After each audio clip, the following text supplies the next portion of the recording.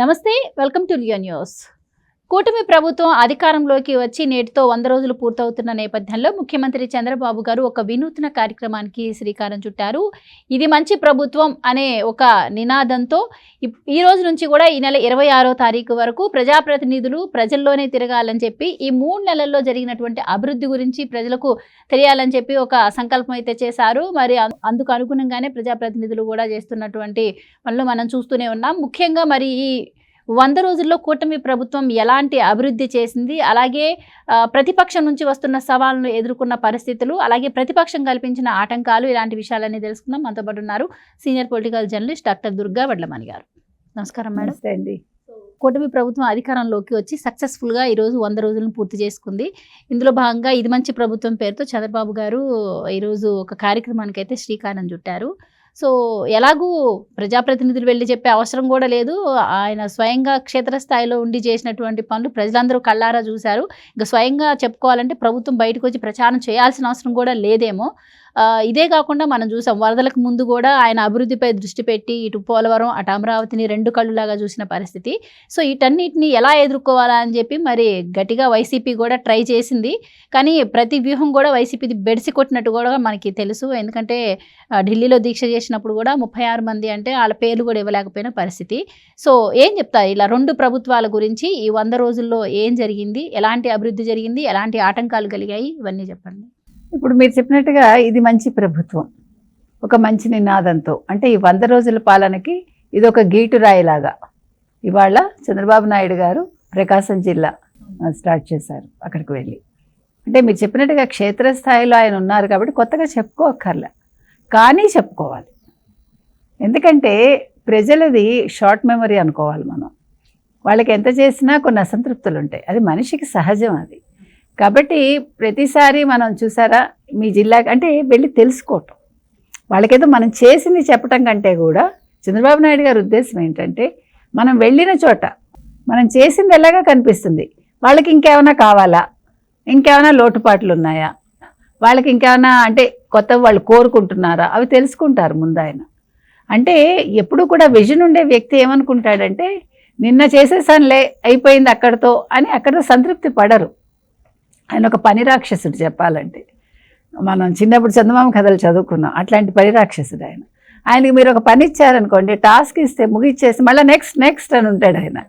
అదంటే అది చాలా అందరం కూడా అనుసరించాల్సిన విధానం. అది మనిషి ఊరికే అన్నం తినకూడదండి, కష్టపడకుండా అన్నం తినకూడదు నా ఉద్దేశంలో. అది చంద్రబాబు నాయుడు గారికి వర్తిస్తుంది. అంటే ఒక నాయకుడు అనేవాళ్ళు ఎలా ఉండాలి అంటే చంద్రబాబు నాయుడులో ఉండాలి. అది ఎవరైనా ఒప్పుకునే మాట. ఇప్పుడు మనమేమి ప్రత్యేకంగా మనం చెప్తుంది ఏం లేదు. ఆయన గురించి ఎవరి అభిప్రాయమైనా అదే. ఒక 10 రోజులు ఆయన ఒక బురదలో అలా ఉండి వరదల్లో అంత చేస్తే, మీరు ఇందాక అన్నారు ప్రతిపక్షం అన్న మాటలు ఏంటని, సిగ్గు ఏమైనా ఉందండి వాళ్ళకి? ఏమీ చేయలేదు అని అంటారా? వాళ్ళ పత్రిక అదే రాస్తుంది, వాళ్ళ ఛానల్ అదే చెప్తుంది, జగన్మోహన్ రెడ్డి అదే చెప్తాడు, వాళ్ళ నాయకులు అదే చెప్తారు. అంటే అందరికీ నిద్రలో ఉన్నారు, వాళ్ళందరూ హ్యాపీగా రగ్గులు కప్పుకొని పడుకున్నారు వరదల్లో. ఎందుకంటే వాళ్ళందరూ మేడలు మిద్దెలు కట్టుకున్నారు కదా. సామాన్య జనం ఎలా పోతే ఏంటి? చంద్రబాబు నాయుడు గారు ఫోటోల కోసం చేశారు అంటే, నువ్వు ఏదైతే ఫోటోల కోసం చేశావో ఢిల్లీలో, నువ్వేదైతే నేషనల్ మీడియా దృష్టిని ఆకర్షించాలని చేసి విఫలమయ్యావో, 31 మంది అంటావు, 36 మంది అంటావు, పేర్లు ఇవ్వవు. ఆ రిపోర్టర్ లిస్ట్ అడిగితే ఆ రోజు ఏమన్నాడండి?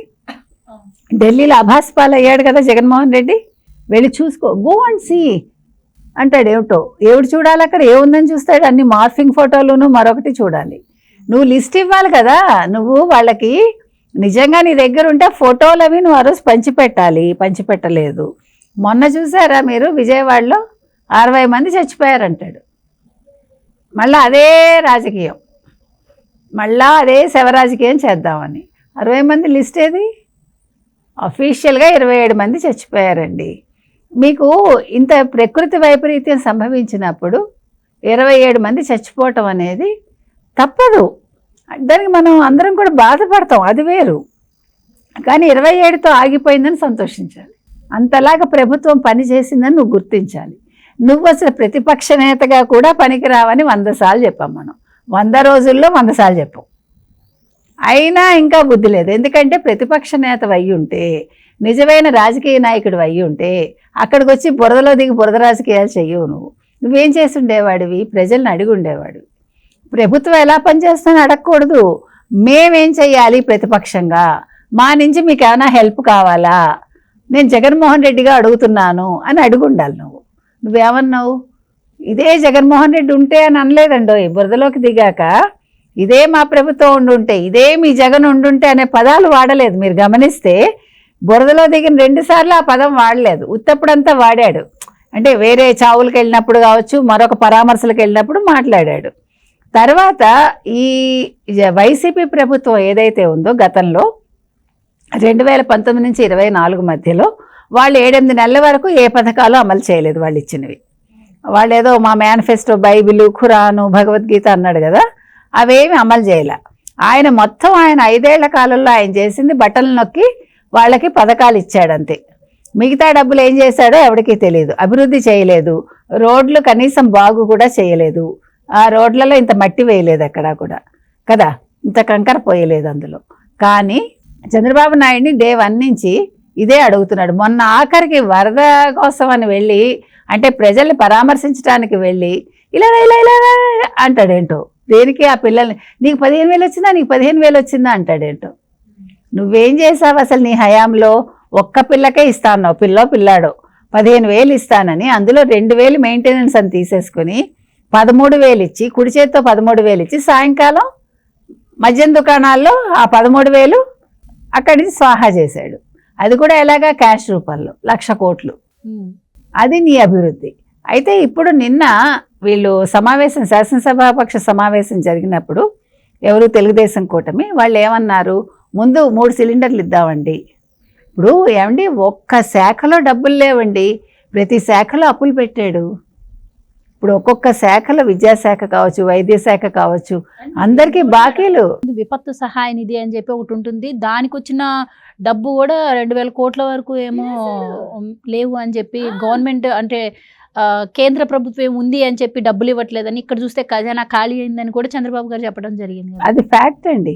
వాళ్ళు ఇచ్చింది కూడా వీళ్ళు వాడేసుకున్నారు. అంటే ఎక్కడ రూపాయి ఉంటే అక్కడ జగన్మోహన్ రెడ్డి కన్ను ఉంటుంది. సో మీరన్నట్టు ఇప్పుడు ఖజానా నిండుగా ఉంటే పరిపాలన చేయడం ఎవరికైనా ఈజీనే, కానీ చంద్రబాబు గారు ఖజానా ఖాళీ చేశాక జగన్మోహన్ రెడ్డి ఇప్పుడు వచ్చారు. మీరన్నట్టు వైసీపీ అధికారంలో ఉన్నప్పుడు ఏ పథకాన్నైనా కూడా ఒక 7 నెలల తర్వాత ప్రవేశపెట్టింది, కొన్ని అయితే కొన్ని రోజులు నడిపించింది, ఆ తర్వాత మధ్యలో ఆపేశారు. ఒక ఏడాది అసలు మొన్న లాస్ట్ ఇయర్ అయితే వాళ్ళ విద్యాశాఖ ఏమి ఇవ్వలే. ఈ పాలిటెక్నిక్ విద్యార్థులకి, ఇంజనీరింగ్ విద్యార్థులకి వాళ్ళ తల్లిదండ్రులు అప్పులు చేసి కట్టుకున్నారు. ఇంకో విషయం అండి, ఇప్పుడు వాలంటీర్స్ మీద అంత ప్రేమ చూపించాడు కదా వైసీపీ వాళ్ళందరూ, గగ్గోలు పెట్టారు చూడండి. వాళ్ళకి లాస్ట్ ఆగస్టుతో వాళ్ళ కాంట్రాక్ట్ అయిపోతే ఎక్స్టెండ్ చేయకుండా 9 నెలలు జీతాలు ఇచ్చాడు. ఎట్లా ఇస్తాడు ప్రభుత్వ డబ్బుని? తర్వాత 2,500 సాక్షి పత్రిక కోసం వాళ్ళ దగ్గర నుంచి తీసుకున్నాడు, ఇచ్చే 5,000లో. అక్కడ సాక్షి పత్రిక సర్క్యులేషన్ పెంచుకుని ఈరోజు ఏమంటున్నాడు? భారతీరెడ్డికి సంబంధం లేదు, భారతీరెడ్డి డైరెక్టర్ కాదు, భారతీరెడ్డి చైర్మన్ కాదు, ఇంకా మీరే మాకు 108 కోట్లు ఇవ్వాలని ఇవాళ సాక్షి పత్రికలో వ్యాసం వచ్చింది, మీరు చదవండి. అంటే వీళ్ళు ఎలా కౌంటర్ ఇస్తున్నారు అంటే భారతీరెడ్డిని తప్పించడానికి ముందుగానే గ్రౌండ్స్ ప్రిపేర్ చేశారు. సో వీళ్ళు ఇన్ని అట్రాసిటీస్ చేసి ఇవాళ చంద్రబాబు నాయుడు గారు ఇంత సమర్థవంతంగా వరదలను ఎదుర్కొన్నారు. తర్వాత ప్రజలకి ముందు స్వేచ్ఛావాయువులు వచ్చాయి, స్వేచ్ఛగా వాళ్ళ పనులు వాళ్ళు చేసుకోగలుగుతున్నారు, మాట్లాడగలుగుతున్నారు.